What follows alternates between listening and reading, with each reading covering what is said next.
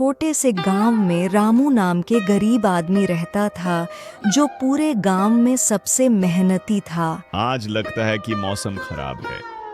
अब कैसे जाएंगे खेत में काम करने? इतना कहते ही बहुत जोर से बारिश होने लगता है। रामू थोड़ा घबरा जाता है। अब ये देखो, इसको अभी ये बारिश होना था। फिर थोड़ा देरी में बारिश खुल जाता है। चलो अच्छा हुआ कि बारिश खुल गया, वरना आज खेत पर नहीं जा पाते। फिर रामू फेहरा लेकर खेत की ओर निकल पड़ता है।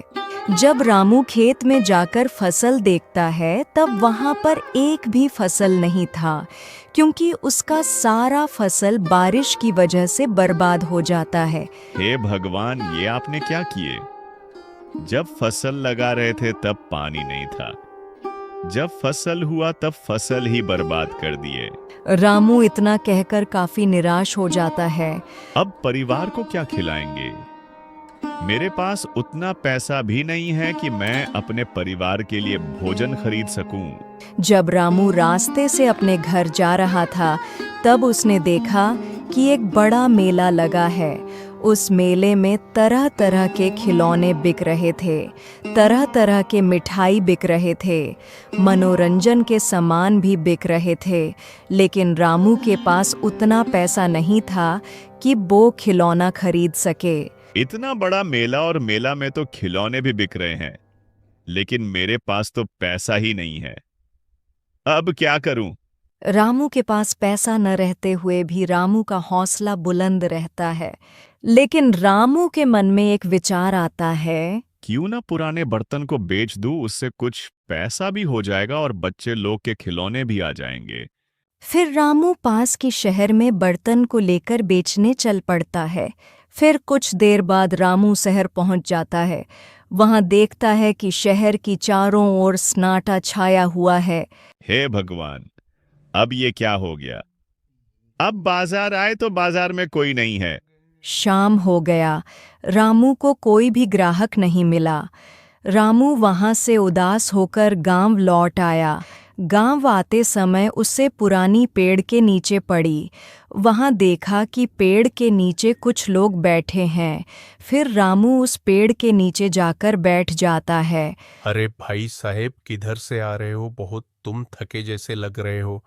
क्या बताऊं भाई साहब, मैं बाजार गया था पुराना बर्तन बेचने, लेकिन मेरा बर्तन के कोई ग्राहक नहीं मिला। तुम चिंता मत करो, मैं भी एक व्यापार हूँ। तुम अपना सारा बर्तन हमको दे दो, उसके बदले तुमको पैसे मिलेंगे। रामू बहुत खुश होता है। अगर ऐसा बात है तो ये बर्तन रख लो और तुम उसके बदला पैसा दे दो।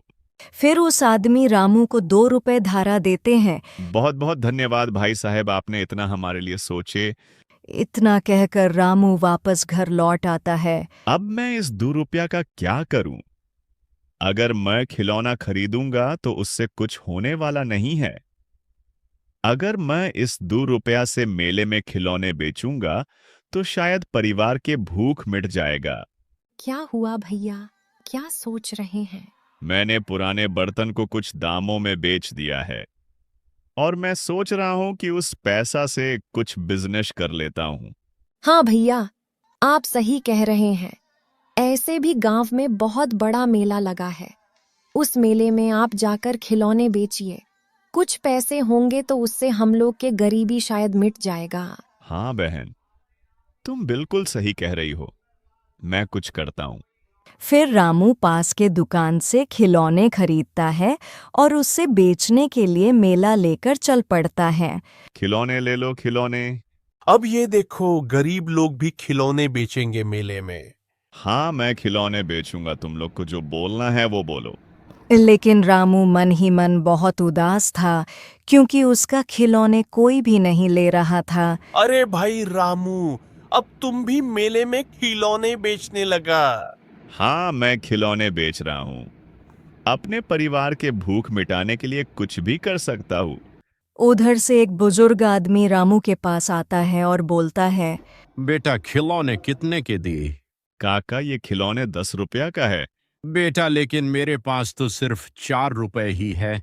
कोई बात नहीं बाबा, आप ये खिलौने ले जाइए। फिर रामू उस बुजुर्ग आदमी को खिलौने दे देता है। अब मैं इस 4 रुपया का क्या करूं? एक काम करता हूं कि मैं इस पैसा के ठेले खरीद लेता हूं और उस ठेले पर चाट बेचूंगा। फिर रामू अगले दिन से पूरा तैयारी कर लेता है और चल पड़ता है चाट बेचने।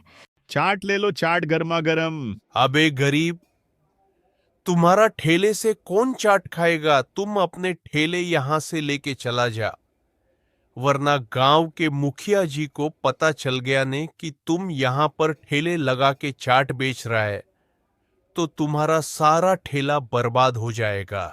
रामू को कुछ समझ में नहीं आ रहा था कि ये हो क्या रहा है। हे भगवान, लोग हमारे पीछे ही क्यों पड़ा है? ढंग से जीने ही नहीं देते।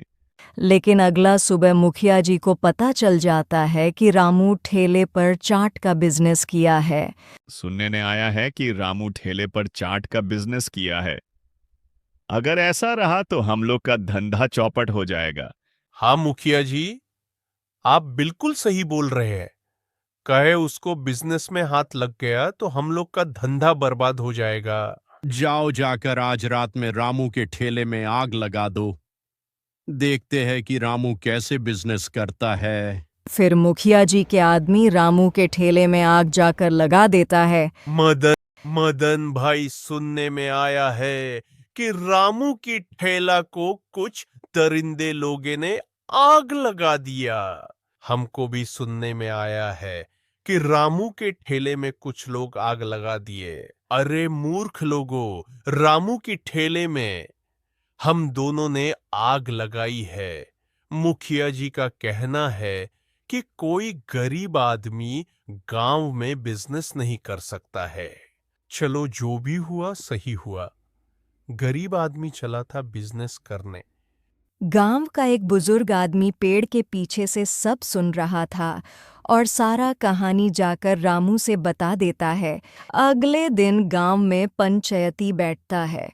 सारे गांव के लोग वहां जुटते हैं। मैंने पेड़ के पीछे से सब सुना है कि रामू का ठेले में मुखिया के आदमी ने आग लगाया है। हे भगवान, अब क्या करूं? ये बूढ़े तो पोल खोल रहा है। मुखिया जी, अब क्या होगा? ये बूढ़े तो पोल खोल रहा है। मुखिया जी, रामू को ठेले की मुआवजा दो, वरना आपके ऊपर केस हो जाएगा। मुखिया जी के भरे सभा में बेइज्जती हो जाता है। ठीक है, हम मुआवजा देंगे रामू के ठेले को। फिर रामू अगले दिन से नए ठेले पर फिर से चाट बेचने लगता है और इस बार अच्छे पैसे की कमाई होता है। फिर रामू अपने लिए एक नया घर बनाता है